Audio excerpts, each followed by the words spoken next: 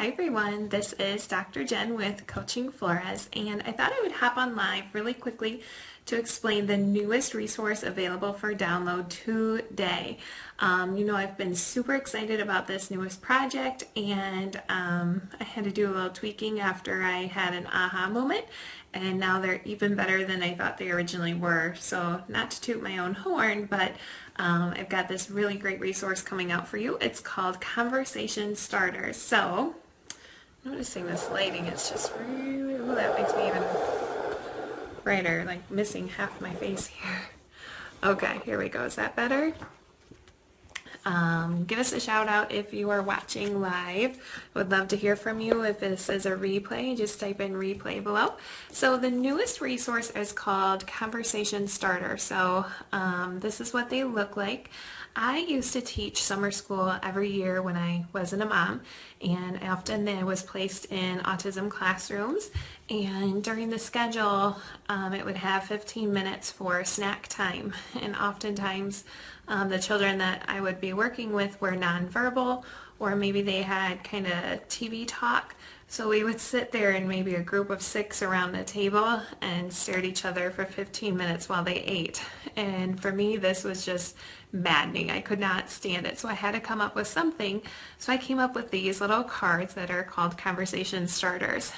These are available on coachingflores.com for download.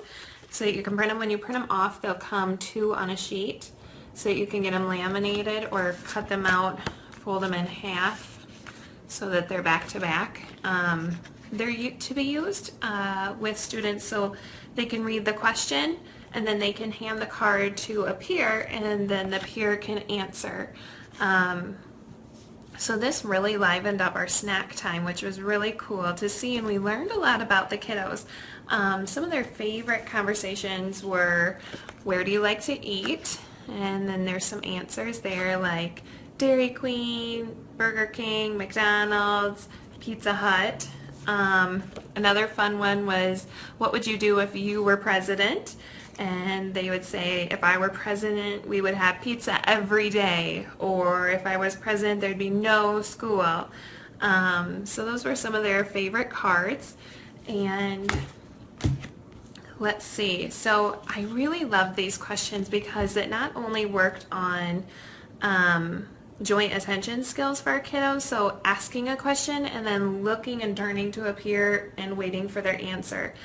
This was pretty tricky for some of our kiddos, and then maybe, okay, that was weird, so I don't know what just happened, but seeing if they could remember what the student had responded. So we worked on joint attention skills. It also worked on foils. So I might have some things on there that the child might not really want to pick, but that way you know that they're intentionally choosing the one that they did pick.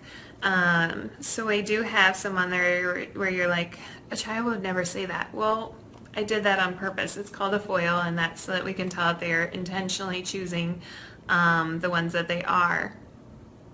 Also, what was cool about this is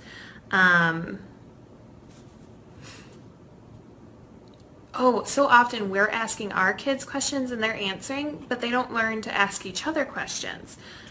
So they're used to answering questions, but not so much asking and then waiting for that response too. So back to that joint attention. So I also told you that I woke up with this idea that was life-changing, and I really think it is. I hope I'm not just blowing this out of promotion, but these are my core cards from my classroom. Instead, I altered these to make this last button here say something different. So I really thought this was important for our kids. We're giving them multiple choice. And what if they didn't want to pick any of these, but they're being forced to pick one of them because they don't have another option or the option they're looking for? So I went ahead on all the cards and added a something different button. And I think that's really important for them to be able to say, hey, my option isn't on here. So not just going to pick something because that's what you put in front of me. So if we really want to hear their true voice, their true story, their real ideas, we got to have that something different button. And so I had said that my revelation was that something different button on the bottom.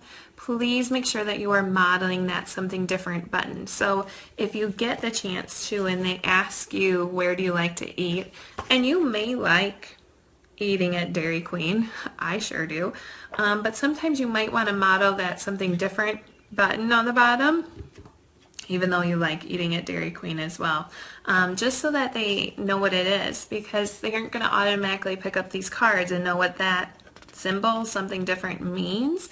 So you're going to have to model the use of that picture.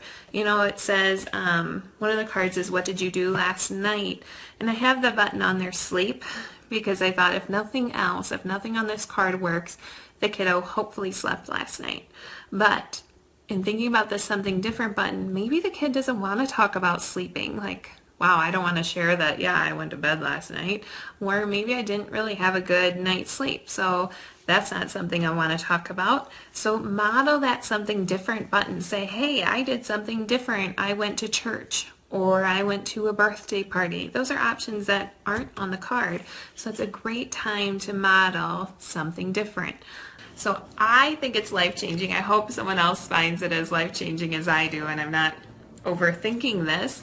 But really, on another video I'm going to be posting soon, I talk about our vocabulary, and we want to have a robust vocabulary for our children.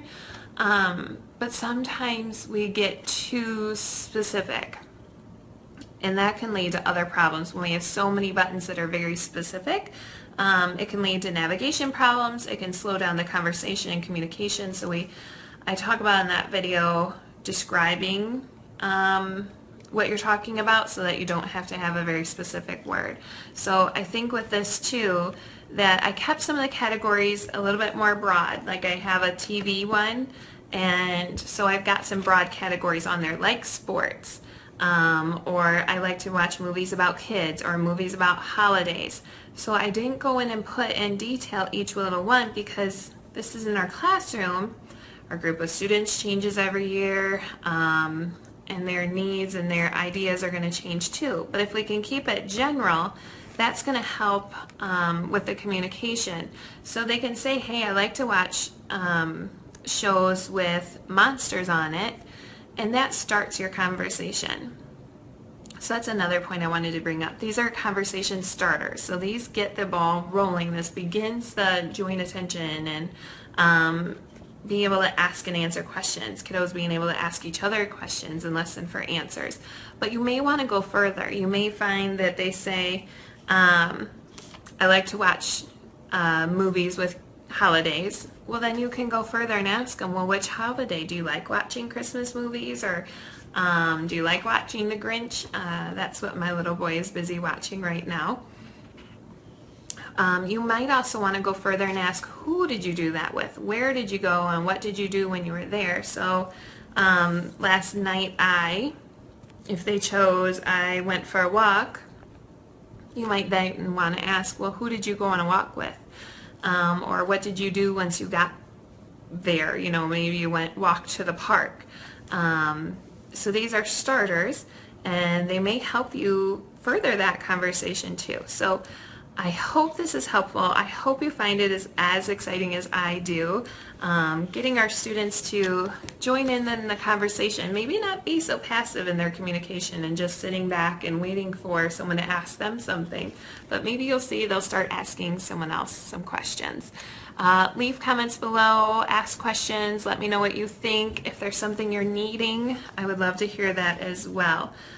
So be sure to hop over to coachingflores.com and download that file today called Conversation Starters.